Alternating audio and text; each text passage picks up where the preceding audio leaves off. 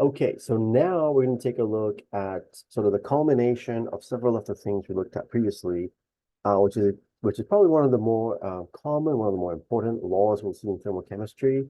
And this is called Hess's law. I'm not a scientist, as both of these laws are. And what this law says is that the change in enthalpy, so again, change in enthalpy is delta H for a stepwise process, so something that can be broken out into multiple steps, is simply the sum of the enthalpy changes for each of those steps, right? So we can say, for instance, that if um, the delta H for a reaction could be simply equal to the delta H step 1 plus delta H step 2 plus delta H for step 3, and then however many steps are involved in that reaction.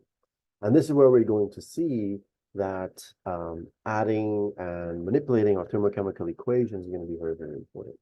So for instance, if I have the reaction of methane and oxygen to produce carbon dioxide and liquid water, right? That process is exothermic. It gives off 890 kilojoules per mole. And then liquid water can be converted into water vapor in the gas phase. And that process requires endothermic, requires 88 kilojoules per mole. But add these two processes together. So if I add these together, right, what I see is that the two H2Os on the right side up here, the two H2O liquid cancel up the two H2O liquid on the left side of the reaction down here. So they go away. What I end up with then on the left side of both of these arrows, get the one unit cancel out. So I end up with CH4 plus two oxygens. And then on the right side, I have the CO2 left over on the right side and the 2H2O left over in the second equation. Right, so that's that process, and the delta H then is simply the sum of those two delta H's from the processes above. Okay, and that is, in essence, is what Hess's law is. It's simply adding together individual reactions to get you to a target equation.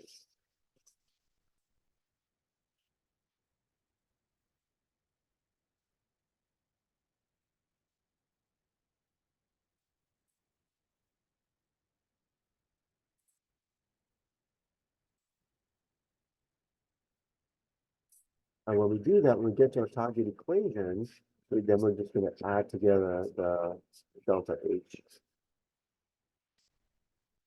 from the separate equations.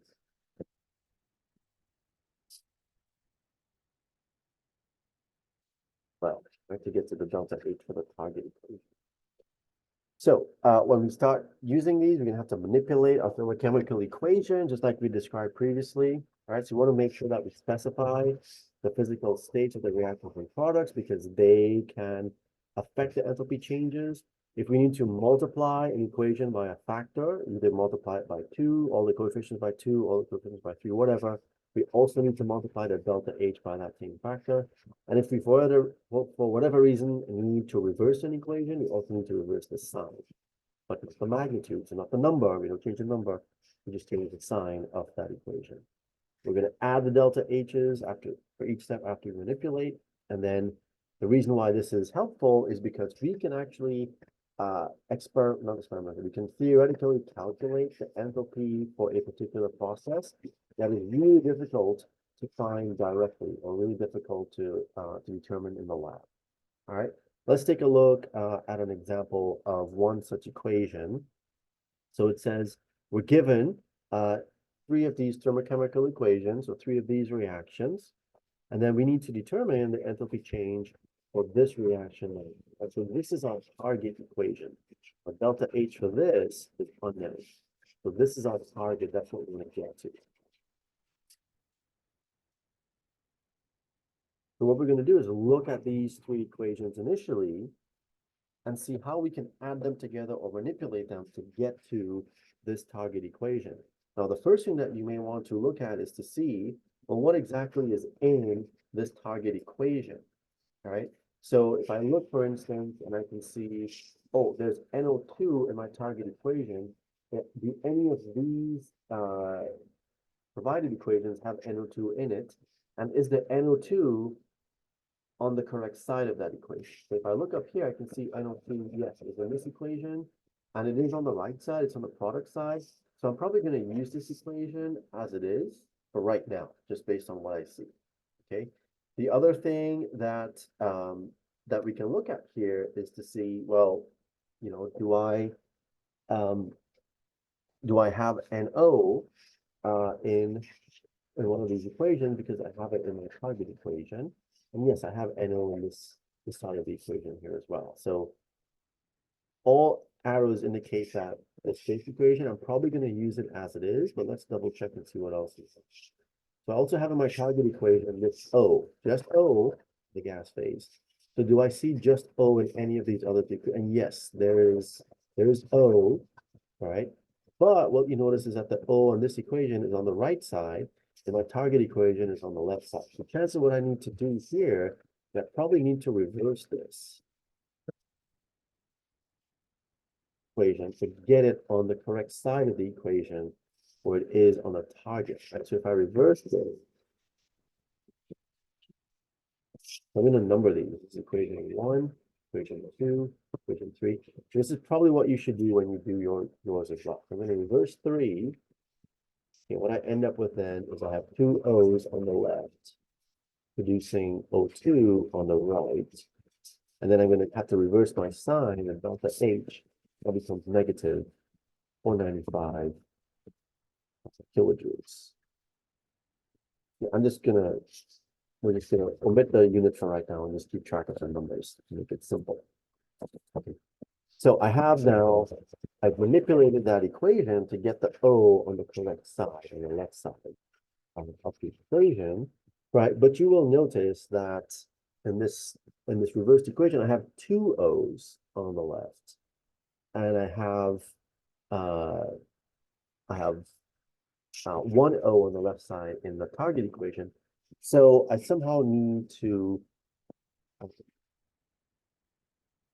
make it 1 O on the left side of that equation. So if I look at my target equation, right, I have just 1 O here on the left side. I have 2 O's here on the left, and I don't see O's in any of the other equations, right? So what I need to do here in order to make 1 O on the left is I need to divide this entire equation by 2. Okay, remember now, when you divide, or whatever you do to an equation, you do the whole, you do that to the whole equation. So if I divide this 2 by 2 over here, I need to divide this coefficient by 2. I need to divide my delta H value by 2 as well. All right, so what I end up with then is I reverse 3, then I divide it by 2. I end up with 1 oxygen gas to give half, because I divided that 1 coefficient by 2, O2 gas, and then the delta H here divided by 2 would be negative, whatever that ends up being, 2 something, 247 or thereabouts, 247.5 kilojoules, right? And we'll just omit the units for right now. So I have now this O in the right place, and I have the right number of O's as well. So this equation is probably good. I don't need to do anything to it. If I look at my equation 1, look at equation 1, I'll write that one. We have NO plus O3, NO gas plus O3 to give NO2 gas plus O2 gas, and the delta H here is negative 198.9. Right, so again, comparing it to what my target equation is, I have the NO on one side, I have the NO2 on the other side, so that looks good. Okay, so that equation has the things where I want them to be. It also has the right number of those things. So let's take a look at equation 2 then. That might be the one where we need to do a little bit more work on. Equation 2, I have O3 G to produce 3 halves O2 G, and then the delta H here is negative 142.3. Okay, so if I compare what's here with my target equation, right, we will see that I don't have anything in my target equation that I have in this equation. However, what you will notice is that the O3s, this O3 over here is on the left side, and this O3 is also on the left side in the first equation, in equation 1. What you'll also notice is that we have O2 here on the right side in this equation, and it's also on the right side in this equation up there. Okay, so the fact that the O3 here is really the defining thing. The fact that the O3 is on the left side and they're both on the left side means that's a problem because it's not going to cancel out, right? And the O3 needs to cancel because it's not in my target equation. So what I need to do with my equation 3 is I actually need to reverse this. If I reverse it, I have now my 3 over 2. We have O2 to give O3. And then I change my sign, and my delta H equals positive 142.3 kilojoules. Okay, so now I have my O3 on the other side as I did on the initial equation 1. So I have now, let me outline the equations I'm going to use. I have this equation here, equation 3 that I reversed and divided by 2. Equation 1, I'm going to use it as it is. And then equation 2 that I reversed, I'm going to use that one as well. So let's rewrite those so it's easier to see.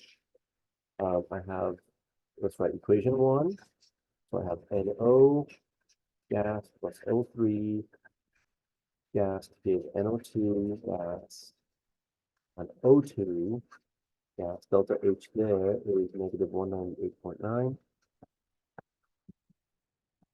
Okay, my equation 2, okay, this was reversed originally, or from the original. So now I have 3 over 2 O2 gas to produce O3 gas, and the delta H there is plus 142.3.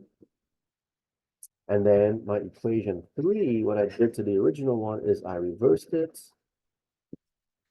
and then divided by 2. Okay, so now I ended up with O gas to produce a half of O2 gas, and the delta H for that one we found was negative 247.5.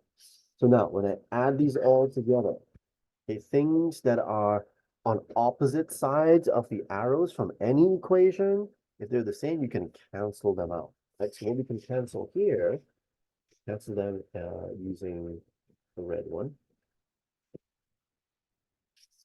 is the O3 goes away because they're on opposite sides of the equation.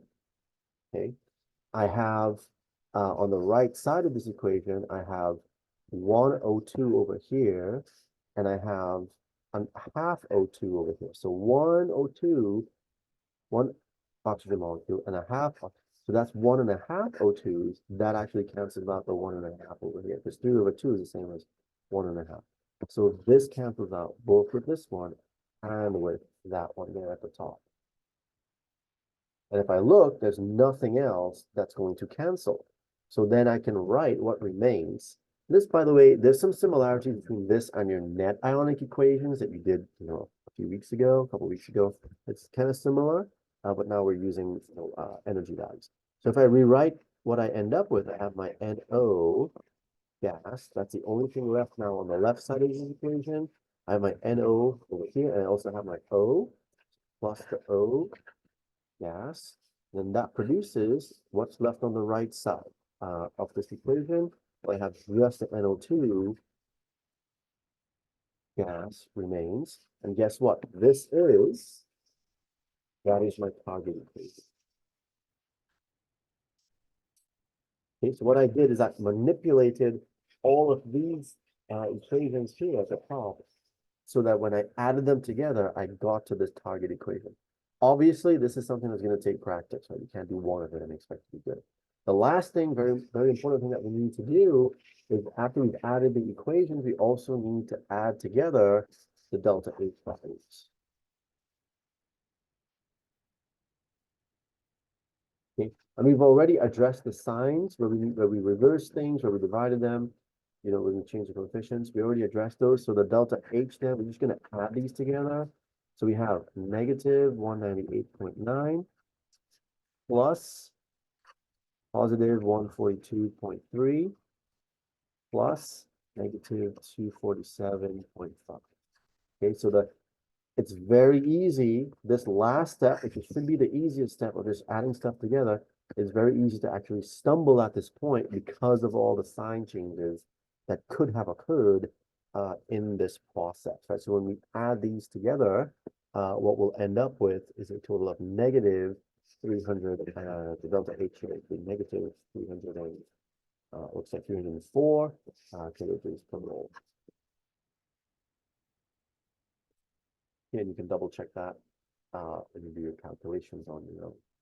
So this is the essence of what Hess's law is, right? We're going to take our thermochemical equations, we're going to manipulate them, reverse them, multiply them by a number, divide them by a number.